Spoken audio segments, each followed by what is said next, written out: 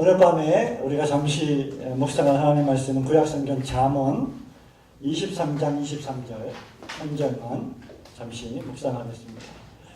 구약성경 23장 23절 한 절 말씀을 저와 여러분이 큰 목소리로 함께 하나님 말씀 읽도록 하겠습니다. 구약 우리 어린이들 못 찾았나요? 935페이지 잠언 23장 23절 말씀 한 목소리로 함께 읽습니다. 시작. 진리를 사고서 팔지 말며 지혜와 훈계와 명철도 그리할지니라. 아멘. 오늘 밤에 우리는 계속해서 참된 그리스도인의 지표, 원래 이게 30가지, 윌리엄 플러머 목사님이 30가지로 만들었는데, 오늘 우리는 21번째 참 그리스도인의 지표, 그리스도인의 진리투쟁이란 주제를 상고하고, 그동안 금요기도회 때 살펴보았던 참된 그리스도인의 표지를 마감하도록 하겠습니다. 그리고 다음 주부터는 옥타비어스 윈슬로라고 하는 또 다른 아주 훌륭한 목사님의 예수 생각을 가지고 시간이 되는 대로 계속해서 금요기도회 때 말씀 묵상하고 기도하도록 하겠습니다. 자, 오늘은 그리스도인의 진리투쟁이라고 하는 주제입니다. 자, 진리란 무엇일까요? 우리 그리스도인들에게 있어서 진리란 단 한 가지입니다. 그것은 바로 다름 아닌 하나님의 말씀이지요. 그래서 그것은 밖으로 드러나게 되어 있습니다. 진리는 하나이며, 그래서 하나님 말씀의 진리는 서로 모순되지 않고 서로 상충되지 않습니다. 진리의 특징 가운데 하나는 무엇이냐? 거짓이 없다는 것이죠. 그래서 죄와 불의는, 불경건은 진리와 조화될 수 없습니다. 의인은 진리를 쫓지만 불의는 진리를 대적하기 때문입니다. 우리 그리스도인들의 특징 가운데 하나는 무엇이냐? 진리를 믿고 진리를 추구하며 진리를 따라가는 사람들이라고 하는 것입니다. 자, 그래서 오늘 밤에 우리는 우리 그리스도인들이 하나님의 말씀이라고 하는 진리를 믿는데, 그 하나님의 말씀이라고 하는 진리를 위해서 어떻게 신앙생활을 하고 투쟁해야 될 것인가에 대해서 세 가지를 간단히 살펴보기를 원합니다. 첫 번째는 이 세상에 있는 모든 진리가 다 중요한 진리는 아니라는 사실을 생각해 볼 필요가 있습니다. 이것은 무슨 말씀입니까?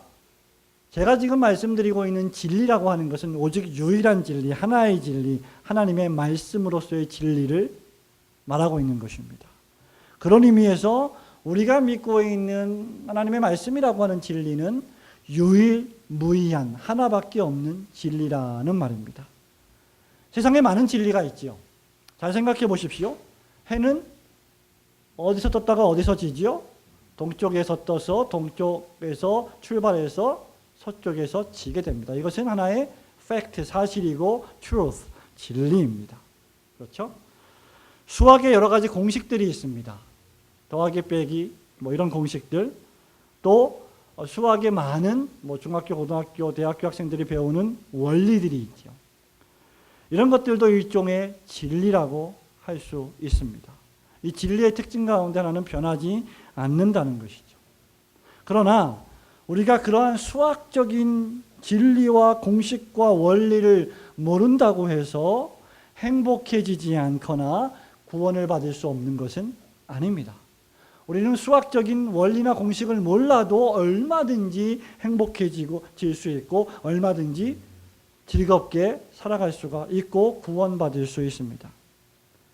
그러나 제가 지금 말씀드린 하나님의 말씀이라고 하는 진리는 영생이 달려있는 진리입니다. 그렇기 때문에 하나님의 말씀의 진리는 유일하고도 무의한, 즉 하나밖에 없는 진리인 것을 여러분은 믿으셔야만 합니다. 모든 진리가 다 중요한 것은 아니다. 또 무슨 특징이 있습니까? 그것은 절대적인 진리라고 하는 것이죠. 아까 말씀드린 바와 같이 수학의 진리, 그죠? 또 과학에도 원리가 있고 진리가 있죠. 예술에도 진리가 있습니다. 수학이나 과학이나 예술이라고 하는 진리는 그것을 전공하고 그것을 사랑하는 사람들에게는 대단한 가치를 지니고 있지만 수학을 싫어하는 저 같은 사람에게는 별 가치가 없습니다. 또 과학을 별로 좋아하지 않고 신봉하지 않는 사람에게는 과학이라고 하는 진리는 크게 중요하지 않습니다. 예술도 마찬가지이죠.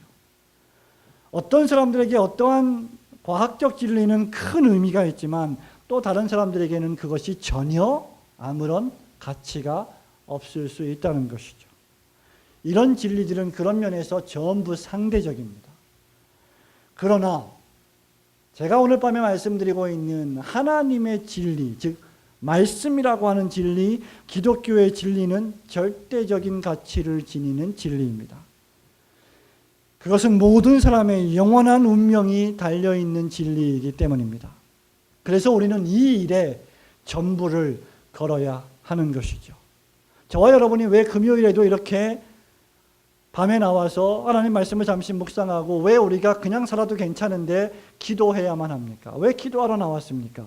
이것이 우리에게 시급하고도 중대한 것이기 때문입니다. 그래서 잠언은 우리에게, 오늘 우리가 읽은 이 말씀은 우리에게 뭐라고 말합니까? 진리를 사되 팔지 말며라고 말씀하고 있습니다. 초대교회 시대의 로마의 시민권은 오늘날의 미국 시민권처럼 엄청난 영향력을 발휘하는 대단히 가치 있는 것이었습니다. 그러나 오늘날의 미국 시민권이든 초대교회 당시의 로마 시민권이든 그 모든 것들은 유한한 이 땅의 삶을 넘지 못합니다. 그러나 기독교의 진리의 말씀이 우리에게 선포하는 하나님의 나라의 시민권은 유한한 이 세상을 초월하는 절대적인 진리인 줄을 믿으시기를 축원합니다. 그리스도인의 진리 투쟁 두 번째는 무엇입니까? 우리가 두 번째 생각해 보아야 할 것은 하나님은, 우리가 섬기고 믿는 하나님은 진리를 사랑하시지만 거짓을 미워하시는 분이시라는 사실입니다. 왜 잠언 기자 솔로몬 왕이 왜 진리를 사고 팔지 말라고 했습니까? 이유는 하나님의 속성이 진실하시기 때문이죠. 반면에 거짓이란 무엇입니까? 진리의 반대말입니다. 진실의 반대말은 거짓입니다. 우리 그리스도인들이, 그리고 우리 교회가 교회 안에 거짓을 허용하게 되면 그 거짓은 우리를 속이게 되고 우리를 기만하게 되고 우리를 결국 악한 길로 인도하게 될 것입니다. 처음부터 사람이 거짓말장이가 되는 것은 아닙니다. 능수능란한 거짓말장이가 되는 것은 아닙니다. 그러나 사람이 어렸을 때부터 사소한 거짓말을 하나, 둘, 셋, 넷 하기 시작하게 되면 그 거짓말은 나중에 능수능란하게 엄청나게 우리를 기만하고 우리를 악한 길로 이끌어서 대단히 큰 거짓말장이로 우리를 성장시키게 됩니다. 거짓을 즐기는 사람은 겉으로는 축복을 말하고 있어도 속으로는 저주하는 사람입니다. 잠언 19장 19절에 보면 하나님께서는 이런 거짓을 말하는 자들이 반드시 망할 것이다 라고 우리에게 교훈하고 계십니다. 하나님은 교회 안에 거짓말, 거짓을 용납해 주실 것이다 라고 하는 생각을 가진 사람들은 사도행전 5장에 기록된 하나님의 성령을 속이다가 죽음에 이르게 된 아나니아와 삽비라에 관한 끔찍한 이야기를 반드시 기억해야만 합니다. 초대교회의 가장 큰 문제 가운데 하나가 무엇이었습니까? 바로 복음을 왜곡하고 복음을 남용했던 거짓 교사들, 거짓 선지자들이었습니다. 거짓 교사들은 하나님의 말씀인 진리를 그대로 선포하지 않고 사람들을 거짓말로 유혹하고 경건한 사람들의 마음에 상처를 줍니다. 그들은 양심이 화인을 맞아서 자신들이 하고 있는 말이 거짓말인지 참말인지조차 분별하지 못하는 사람들이 됩니다. 사도 바울이 디모데에게 편지하면서 디모데전서 4장 2절에서 그들의 양심이 화인 맞았기 때문이다라고 말씀하고 있죠. 만일 우리가 하나님을 사랑하고 하나님의 말씀을 진정으로 사랑한다면 거짓을 싫어해야만 합니다. 거짓 교훈만큼이나 하나님을 대적하는 것도 없기 때문입니다. 하나님의 교회가 거짓을 그토록 멀리해야 되고 순수한 예수 그리스도의 십자가 복음만을 선포하고 설교해야 될 이유가 바로 여기에 있는 것입니다. 가장 비열한 열심과 열정이 무엇인지 아십니까? 많은 사람들이 열심을 내고 열정을 가지고 무엇인가를 하는데 가장 비열하고도 저속한 열정과 열심은 무엇입니까? 선지자와 사도를 비롯해서 오늘날에도 용감하게 하나님의 진리의 말씀과 그 원리를 사수하고 지켜나가려고 하는 경건한 신자들을 공격하는 악한 교리를 도리어 잘한다고 옹호하고 칭찬하는 열정입니다. 말씀대로 바르게 해보자. 올바르게 신앙생활 해보자.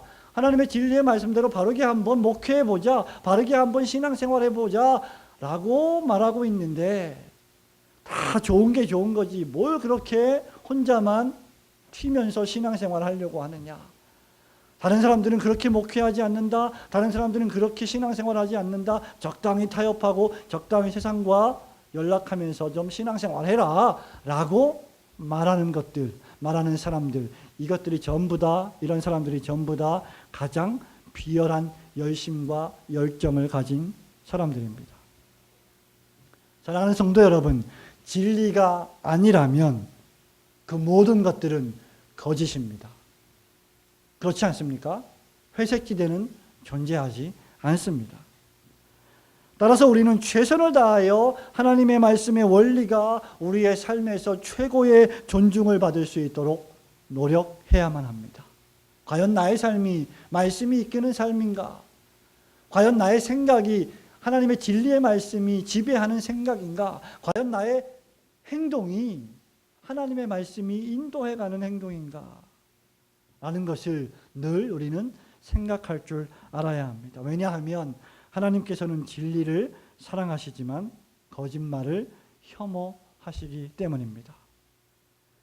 그렇다면 그리스도의 진리투쟁 마지막 세 번째로 우리는 이 말씀들을 생각하면서 진리를 사수하는 다음과 같은 세 가지 사항을 마음에 새겨야 합니다.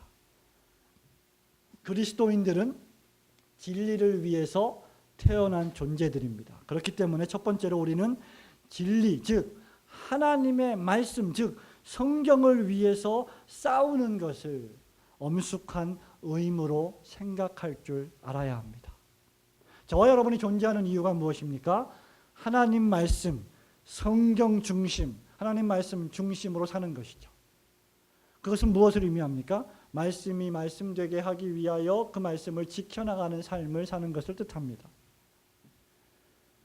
지금 여러분과 제가 처한 직분, 즉 목사, 장로, 권사, 집사, 교사, 직분자라고 하는 그 직분이나 위치가 진리를 위해서 소리를 내야 함에도 불구하고 소리를 내지 않는다면 그것은 의무를 저버리는 것입니다. 그런 사람은 하나님과 경건한 사람에게 가장 큰 대적과 같이 여김을 받게 될 것입니다. 왜냐하면 하나님은 진리를 사랑하시기 때문입니다. 그렇기 때문에 저와 여러분은 하나님 말씀인 진리를 위해서 싸우는 것을 가장 큰 지상 최대의 의무로 여기셔야 할 줄로 믿습니다. 두 번째는 무엇입니까? 진정한 신자의 평강. 진정한 신자의 평안은 하나님의 진리의 말씀에 있음을 확신해야만 합니다. 잘 생각해 보십시오. 하나님의 진리가 없는 하나님의 평강을 생각할 수 없습니다. 하나님의 평강은 있는데 진리의 말씀이 없다. 그것은 거짓입니다. 그것이 구약시대에 거짓된 선지자들이 외쳤던 내용 아닙니까? 평강이 없음에도 불구하고 이스라엘 백성들에게 무엇을 외쳤습니까? 평강하다, 평강하다, 아무 문제 없다. 이스라엘은 썩어 문드러져 가고 있는데 선지자들은 아무 문제 없다, 잘 돼가고 있다라고 말하는 것입니다. 예수 그리스도의 십자가는 하나님의 평안을 확보시켜주는 하나님의 진리입니다. 하나님의 진리가 없는 하나님의 평안은 마치 성경 없는 교회와 같습니다. 교회에 성경이 없는데 평안은 있다. 그것은 그릇된 평안하는 것이죠. 진리의 말씀이 없는 예배와 같습니다. 예배는 은혜로운데 그 예배 속에 하나님의 진리의 말씀이 없다면 그것이 과연 참된 예배이겠습니까? 우리는 이 두 가지를 분리해서는 안 됩니다. 참된 진리가 없는 참된 행복과 평안은 존재하지 않기 때문입니다. 시편 1편에서 시편 기자가 우리에게 뭐라고 말했습니까? 복 있는 사람은 악인의 꾀를 쫓지 아니하고 그 다음 죄인의 길에 서지 아니하고 오만한 자의 자리에 앉지 아니하며 오직 여호와의 율법을 즐거워하여 그 율법을 주야로 묵상하는 자로다. 그렇지 않습니까? 무엇이 행복입니까? 여호와의 율법, 여호와의 말씀을 사수하지 않는 행복은 우리 그리스도인들에게 존재하지 않는다는 것입니다. 마지막 세 번째는 무엇입니까? 우리가 진리의 말씀을 알았다면 그 진리의 말씀에 순종해야 한다는 것이죠. 하나님의 진리의 말씀을 모르는 것도 나쁜 일이지만 진리의 말씀을 받아들였고 믿었고 알면서도 그것에 순종하지 않는 것은 더더욱 나쁜 일입니다. 자, 5월 8일 무슨 날이에요? 어버이날. 어버이날은 뭐 하는 날? 부모님께 효도하는 날. 예, 부모님께 공경을 표하는 날. 날 길러주시고 날 태어나게 해주시고 잘 가르쳐주신 부모님의 사랑에 감사하는 날. 그런데 어버이날이기 때문에 우리가 부모님께 안부 인사를 전하고 선물을 드리고 부모님을 공경하고 맛있는 식사를 대접합니까? 아니죠. 성경에 뭐라고 말했습니까? 내 부모를 공경하라. 내 부모를 주 안에서 공경하라고 명령하셨기 때문에 우리는 하나님을 섬기듯 부모님을 섬기는 것이죠. 진리는 순종해야 하는 것입니다. 저와 여러분이 부모님께 공경을 표하지 않는다면 그것은 진리의 말씀에 순종하지 않는 것이기 때문에 죄가 되는 것이죠. 진리에 대한 순종의 행위는 무엇입니까? 경건의 생명입니다. 요한복음 18장 37절에서 예수님은 이렇게 말씀하십니다. 무릇 진리에 속한 자는 내 음성을 듣느니라. 진리에 속한 자는 예수님의 말씀을 좋아합니다. 진리에 속한 자는 하나님의 진리의 말씀, 성경 말씀 듣고 보고 읽기를 좋아합니다. 사랑하는 성도 여러분, 말씀을 맺습니다. 우리는 할 수만 있으면 진리의 말씀을 사수해야 합니다. 저와 여러분의 이 올고든 교회가 하나님의 말씀 없이 그저 사교와 친교 모임의 공동체라면 그것이 무슨 존재의 의미가 있겠습니까?